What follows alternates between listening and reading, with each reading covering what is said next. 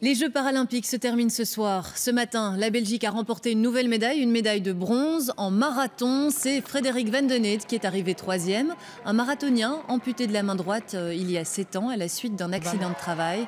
Notre délégation revient de Londres avec 7 médailles au total, 3 d'or, 1 d'argent et 3 de bronze. Des Jeux paralympiques qui se clôturent aujourd'hui donc et qui ont remporté un énorme succès. Près de 3 millions de billets ont été vendus.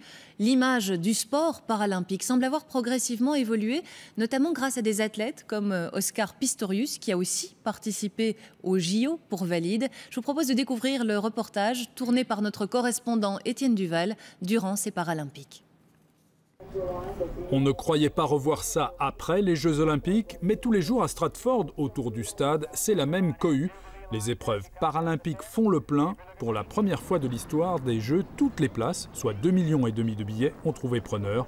Les spectateurs en redemandent. L'ambiance était vraiment excellente, beaucoup de monde, les stades remplis. J'ai toujours voulu assister aux Jeux paralympiques. Une amie qui ne pouvait pas venir m'a donné sa place. C'est une expérience incroyable.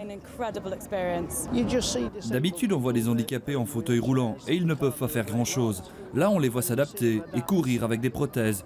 Je ne pourrais pas courir aussi vite qu'eux.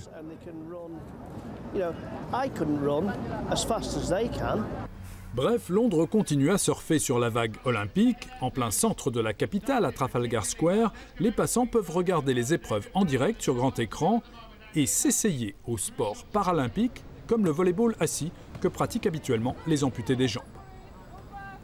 Ces lycéens français sont venus pour les Jeux. L'une de leurs camarades est handicapée. Elle apprécie de pouvoir se mesurer au reste de la classe.